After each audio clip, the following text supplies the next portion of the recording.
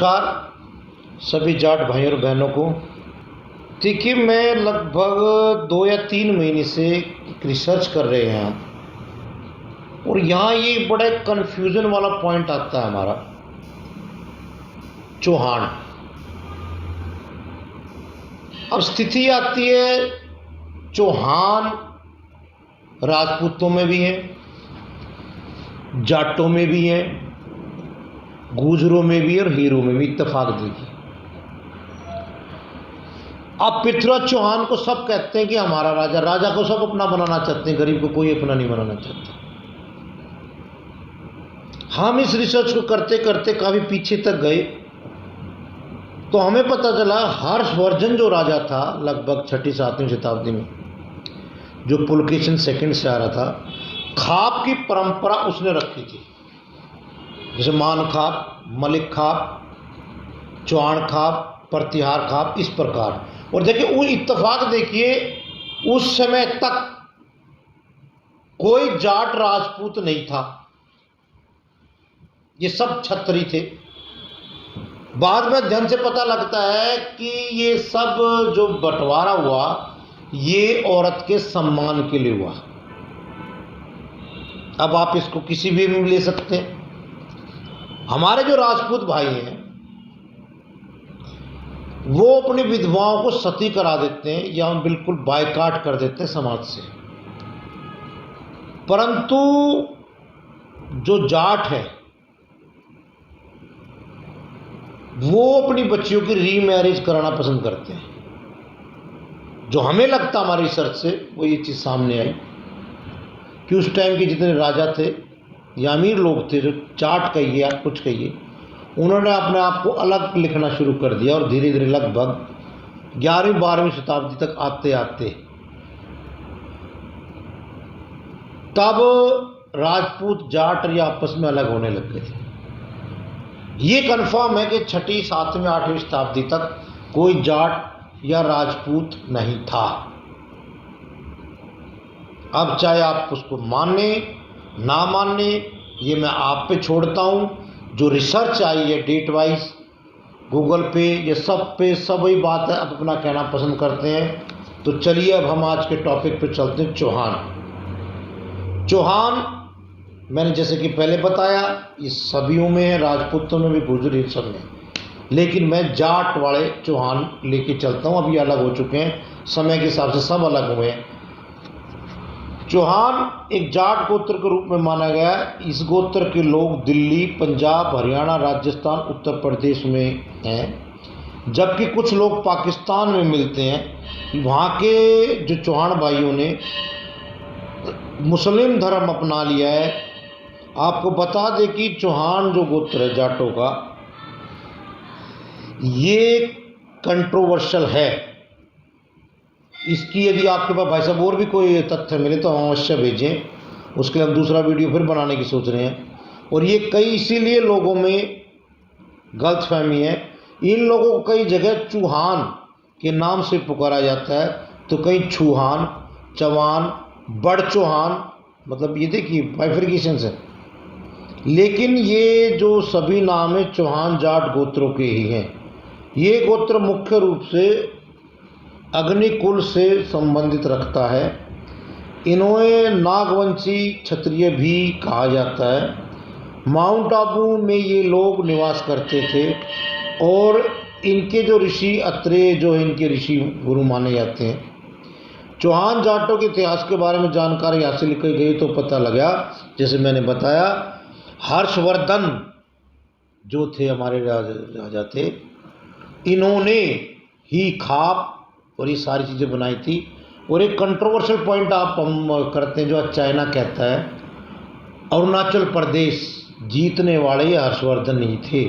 इन्होंने एक प्रथा बनाई थी कि हर गांव के जो जवान बच्चे हैं वो 2 साल के लिए फ़ौज की ट्रेनिंग लेंगे और 2 साल फ़ौज की सर्विस देंगे। उसी परंपरा पे ये जो खाप में, पंचायतों में जो ये बच्चे मेहनत करते हैं, कुश्ती करते गांव में, ये वो परंपरा हर्षवर्धन द्वारा स्थापित की गई थी। जब आप जानते हैं कि हर्षवर्धन के बाद उनका कोई उत्तराधिकारी नहीं हो पाया था, तो ये राज्य जो टूट गया था तो पूरा हिंदुस्तान छोटी बड़ी रियासत में बट गया था। इन्हीं में से एक जो रियासत थी पृथ्वीराज चौहान की थी। उन्होंने अपनी राजधानी दिल्ली को बसाया। जानकारी के अनुसार जोग माया मंदिर का निर्माण भी इन्हीं चौहान नरेशों ने कराया था। अच्छा, यहाँ एक बात बता दें, ये पृथ्वीराज चौहान कंट्रोवर्शियल मत करना, ये वो चौहान नहीं है जो हारा था मोहम्मद गोरी से। जैसे कि एक पिता आकर कई नाम हो जाते हैं, तो इसकी पूरी मैं आपकी फैमिली ट्री हिस्ट्री बता रहा हूँ, आप खुद ही समझ लेना इस बात को। चौहानों से पहले जो दिल्ली पर राज करते थे वे तोमर करते थे, लेकिन तोमरों को युद्ध में हराने के पश्चात इस पर चौहानों ने कब्जा कर लिया। इसके बावजूद इसी के 10वीं शताब्दी के आसपास मिलता है, इस समय प्रतिहार कमज़ोर पड़ गए थे। जैसे कि आप जानते हो 7वीं 8वीं 9वीं 10वीं शताब्दी में चौहान, प्रतिहार और ये 3-4 ही जो गोत्रीन का आपस में लड़ाई झगड़ा वगैरह चलता रहता था। कभी कोई दिल्ली पे अपना हक जमा लेता था, कभी कोई। प्रतिहारों के कमज़ोर पड़ने के बाद जो शाखा थी चौहानों की बहुत शक्तिशाली होकर नमरी, नागौर तथा सांभर में चौहानों ने कब्जा कर लिया। यही स्थान चौहानों का प्रमुख स्थान माना जाता है। चौहान काफ़ी शक्तिशाली रहे, जिसके कारण उन्होंने लगभग 200 सालों तक राज किया। और उस समय इन्होंने अरबों को, तुर्कियों को, गोरी को, गजनी जैसे जो शक्तिशाली थे उनको भारत में घुसने से रोका। चूरू क्षेत्र में चौहानों का ददरेवा शाखा के जो शासक थे जीवन राम चौहान के पुत्र गोगा थे। गोगा जब लगभग 9वीं शताब्दी में मोहम्मद गजनी, देखिए यहाँ भी आप ध्यान रखना, एक मोहम्मद गोरी आया था, एक गजनी आया था। ये गजनी था जिसने सोमनाथ टेम्पल लूटा था। तो जब ये गोगा का युद्ध हुआ गजनी से, तो उसने बहुत बुरी तरह से लगभग हरा ही दिया था गजनी का। कोई इत्तेफाक है कि वो जीत गया। तो इसमें गोगा की वीरता को देखते हुए मोहम्मद गजनी ने मुझसे कहा था जहार पीर। जहार पीर का मतलब जो पता लगता है, मतलब अचानक गायब होने वाला, अचानक प्रकट होने वाला। इसका मतलब जो गोगा पीर थी, उनके युद्ध की जो शैली थी वैसी थी कि यहाँ लड़ाई की एकदम तेज़ी से, बहुत तेज़ी माउंट करते थे वो। और इस युद्ध में कहते हैं, इस युद्ध में गोगा जी जो थे वो हार गए, तो जीतते थे लेकिन वो बेचारे नहीं रहे थे समाज में।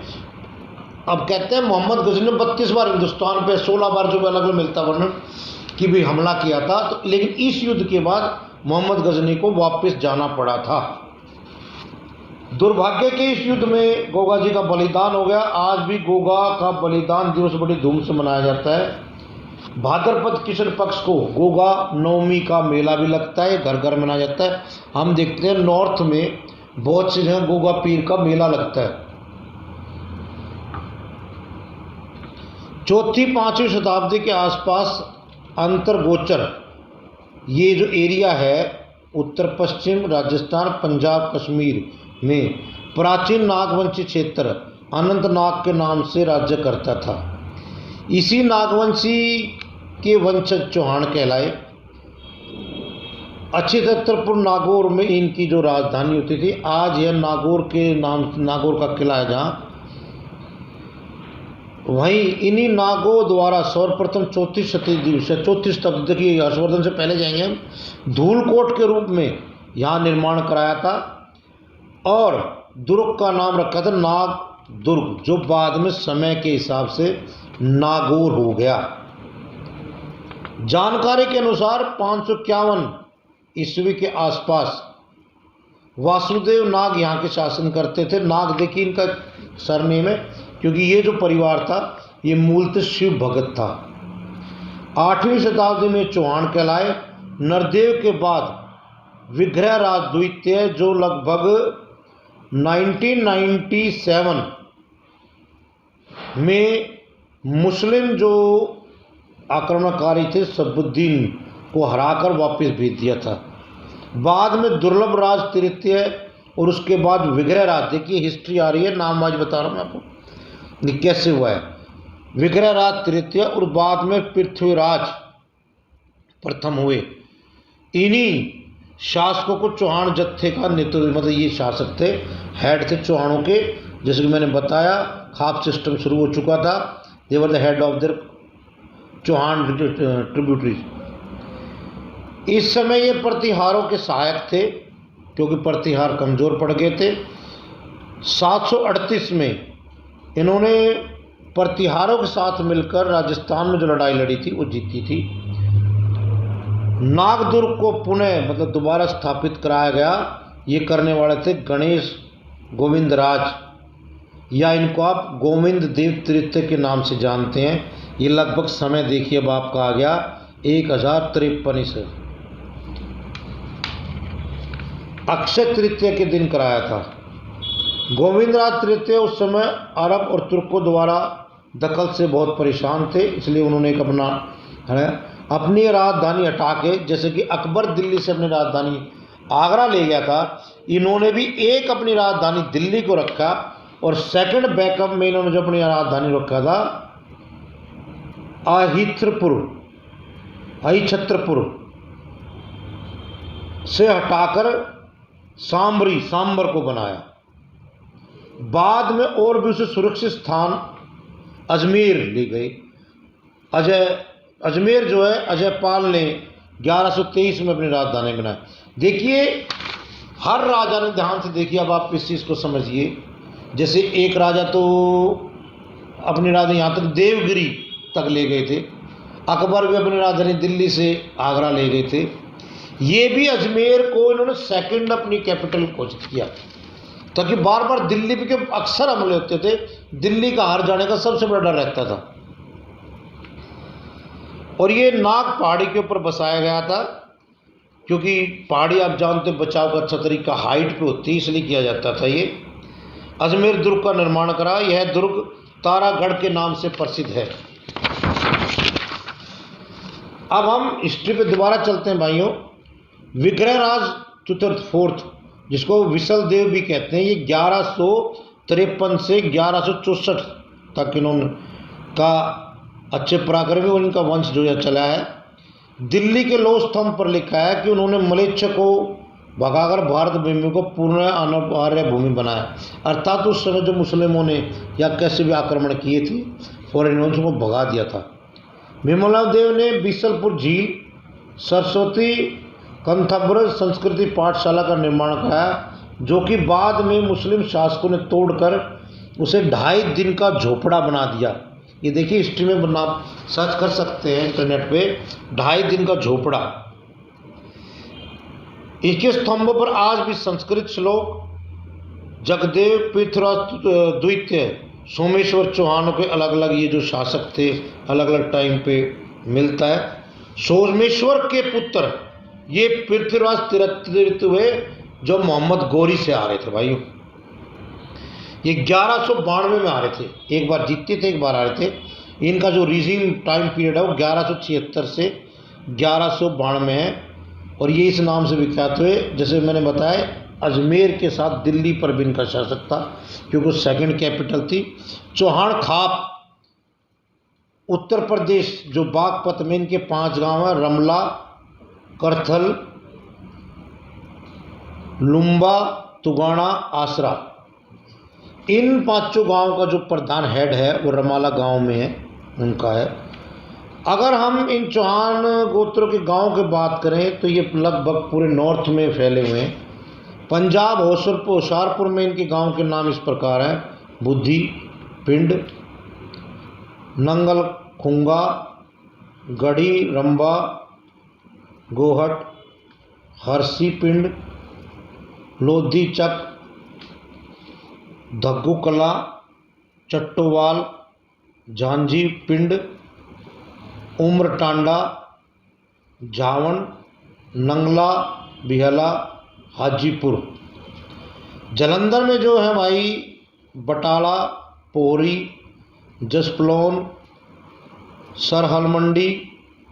पटियाला में माणकपुर, राजपुरा, गुरदितपुर, जस्सो माजरा। संगरूर में बलरान, देली, गुलेरी, मुनक।